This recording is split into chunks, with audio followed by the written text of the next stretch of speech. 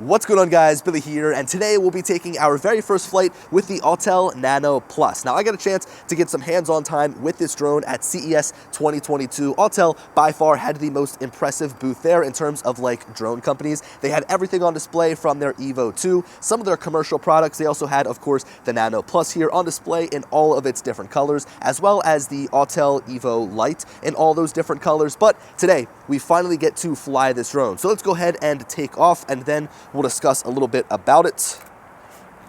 Alrighty. Cool.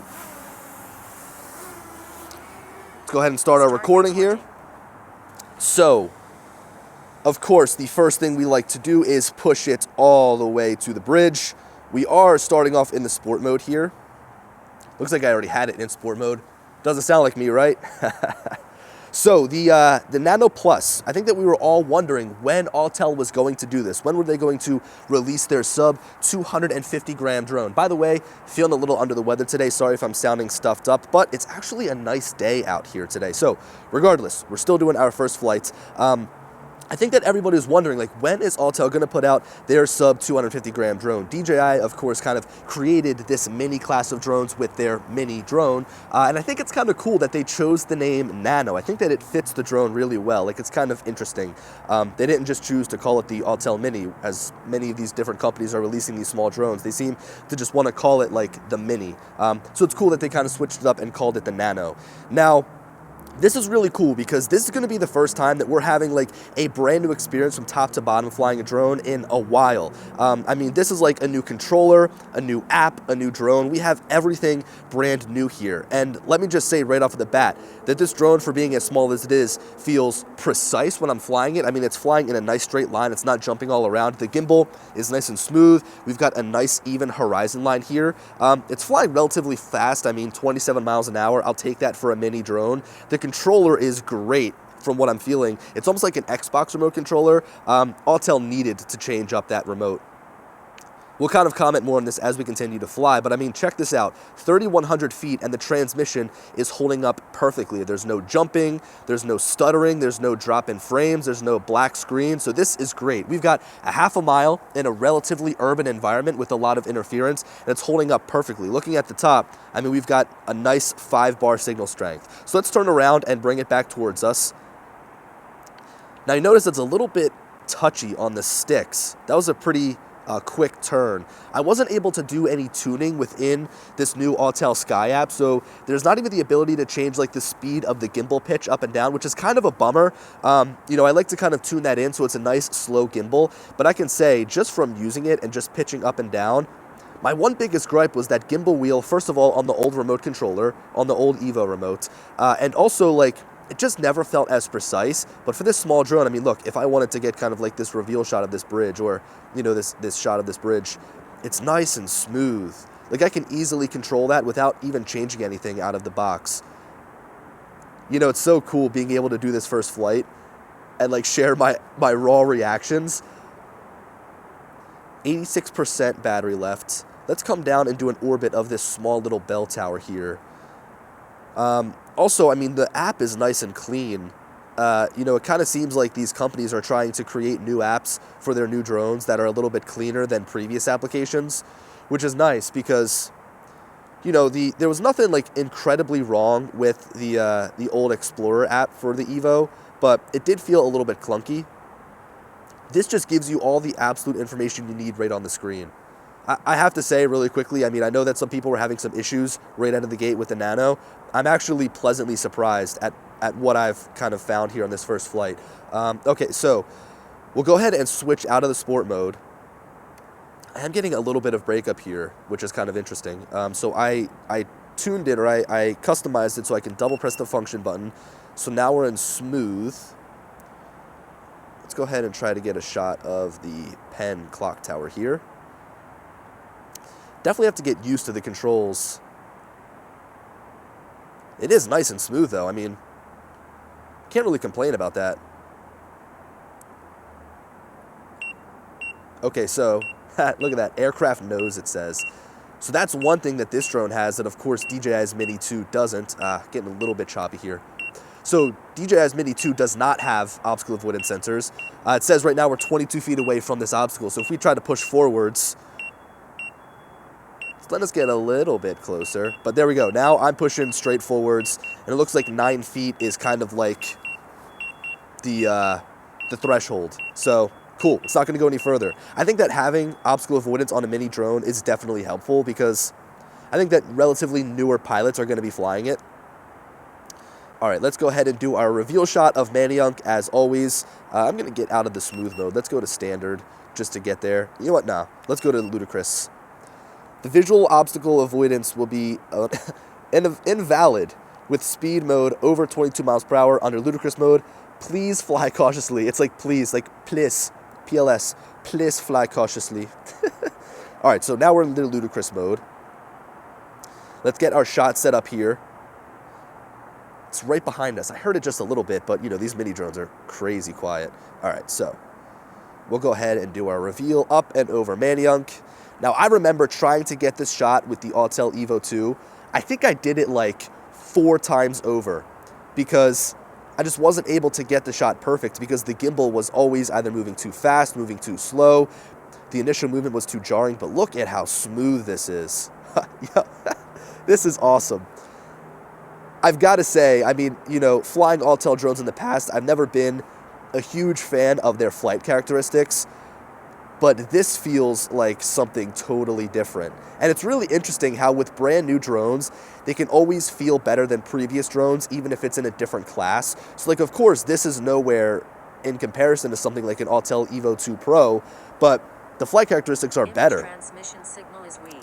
Please fly with caution. Oof, we're getting a little bit of breakup here. Let's bring her back. This is something that the Skydio wouldn't have been able to do, though. The feed is much more clear coming out of this drone in a lot of different regards, which is nice. Because, of course, the image transmission is everything in a drone, right? I mean, what's the point of flying a drone if you can't fly it more than 1,000 feet away without being able to see? All right, let's go for a nice cruise over the train tracks here. We'll fly it directly above our head. It's so funny. I feel like this route has been ingrained in my head ever since I've been doing this as my first flight. This area really is perfect. Now, here's something, right? Like, the price of this drone, it's a little bit high. For just the regular Nano, it's $649, and then the Nano Plus is $799. And, you know, I kind of see that they've packed the specs of like a Mavic Air 2 into a much smaller body, and they're charging Mavic Air 2 prices, but I'm just not sure that somebody is going to want to spend that type of money on a small little Nano drone. And even if you buy the premium bundle, the Nano Plus is $949. So pricing right now is difficult with chip shortages and stuff like that. I completely understand, but I don't know, that pricing is a little bit tough. Although I will say that, like, you know, that was my initial thought going into it, like, oh, the pricing's a little bit high. But I'm starting to understand a little bit why, just because this drone does fly so smooth. So, like, at least you're getting your money's worth. I think that they've got to build out this Sky app a little bit. I mean, really quickly, I'm just going to stop here. Just going into the settings, which I don't, it's grayed out. It's not letting me go into the settings in the top right corner. Maybe it's because I'm recording video, who knows. But the settings have a good amount of stuff to change, but, like, it needs to be a little bit more feature-packed. It's kind of like what DJI went through with their Fly app, where there really wasn't all that much stuff to change and not that many settings. I mean, wait, just look how smooth this is. Also, I can only imagine the camera quality would be pretty good. I mean, shooting 4K, 30 frames per second. It is looking nice, clear, and crisp through the transmission signal, which is great. I mean, again, we're about a half a mile away right now, and we haven't dropped the quality of the video whatsoever. Another thing that's great is it has rear obstacle avoidance too, which is nice. So again, they were able to pack these sensors into this drone that the Mini 2 doesn't have. Nice. Very nice. All right, so we're at 57% battery left. See, it's a little bit touchy, the spinning on this drone. I wish I could go in there and dial that, but that's a complaint for another video. Okay, so couple thoughts here. It's a little bit windy today. I kind of expected the drone to be blown around a little bit more, like from the wind, but quite frankly, it's handling the wind very well. Now, in the in the form of full transparency, I've had this drone now for 2 weeks, and the remote would not bind to the drone. It just wouldn't. I didn't know what was wrong with it, but after the recent firmware updates, it bound. It worked. So that's why this first flight video is coming out relatively later than maybe some other people's. I actually was able to get this drone from CES. I've had it since then, and it's now just kind of getting its first time in the air because I finally had the remote bound to the drone. Let's go and test that backwards obstacle avoidance, just because. We, of course, know the forward obstacle avoidance works, but it's really interesting. Like, the sensors on this drone are super small and beady. Like, they look like little beady eyes. We'll go just above this building, fly straight down, and then we'll try to fly backwards into it. Got some cloud cover here. Hopefully I'm not too dark in terms of exposure. All right, so we'll come straight down. Of course, we will jump out of the sport mode, so we'll go into, like, standard. Because when in ludicrous mode, the sensors would be off and I'd crash. Alrighty, backing up here. Aircraft tail, starting to pick up the sensors. There we go. Yeah, look, see? Nice. So it's nice to have those sensors. I mean, when you're flying a little bit further away and you need to be better aware of, like, your surroundings, it's nice to have them.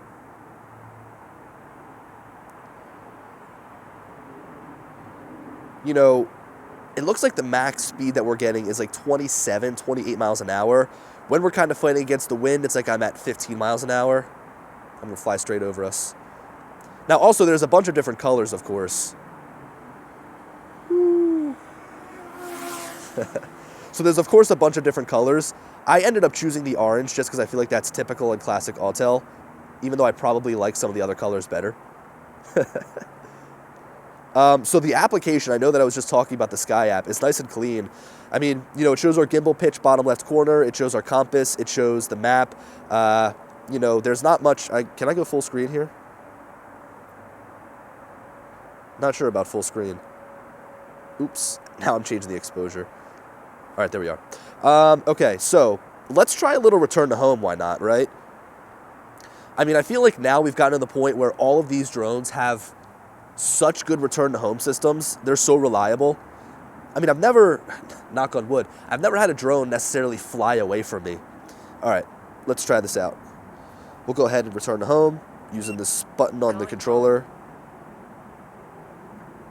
What you gonna do? I think I've got my return to home altitude set to 300 feet.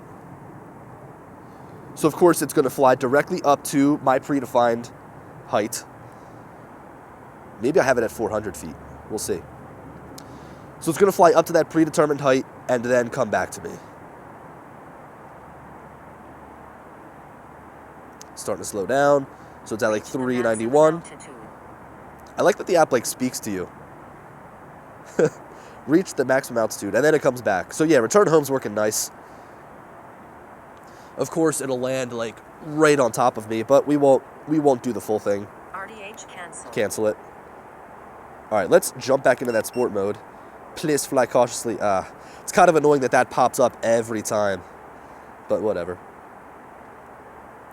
So the one thing I'm noticing is, like, if we just go straight down, we have a maximum descent speed of, what is that? That's like 6.7 miles an hour. But if we pair that with flying forwards, now it's only diving at like 2.5 miles an hour, which is kind of a shame. I'd like to be able to dive at that speed of 6 miles an hour, but looks like we're not going to get that luxury. Let's try to get a shot of this hotel here. This really is a nice spot for a hotel. Nice Marriott Residence Inn. So just because we're going to try to get a shot, let's go and jump into the smooth mode. It's nice to be able to change that on the fly using the function button. Also, my function button goes up or down and then up, which is nice. So you've got a nice set of custom functions there. Alrighty. Stop here. We'll do a nice reveal of the river. Schuylkill River, nice and brown today. All right, so I'm just like so not used to an Autel drone being this smooth. And again, I think that I could make it even smoother if I was able to dial in the gimbal pitch speed. But I mean, yeah, this is great. I mean, I wouldn't be able to get a shot this smooth with the Evo. which is surprising. All right, 31%. Let's bring her back. Final thoughts, pleasantly surprised. I came into this review, or this, I guess, first flight with, I don't know, I mean, good expectations because I knew that Autel was going to come out with probably the best mini drone that we've seen since DJI was able to release one. And I think that just the overall performance, the flight characteristics are great. We are landing with about probably 25% left in the battery by the time that we get down here. And it looks like we've been flying for about 14 minutes. So some good flight time out of this little tiny drone. You know, when it comes to these mini drones, I think that a lot of drone flyers like the idea of them just because they're easy, they're small, they're portable. But I think another thing to think about is, like, if you already are registered with the FAA and you put your registration number on there, what's the point of kind of skimping on a mini drone? So maybe you would look at Autel's EVO Lite. Cool. Alrighty, so that concludes our first flight with the Nano Plus. I really enjoyed my first flight here, so definitely look out for more videos here on my channel. I'm going to try to get the EVO Lite in my hands. Also, I'm going to be posting more on this drone here, so if you're interested, feel free to subscribe down below. Let me know what you think in the comments, and as always, I'll talk to you later. Peace.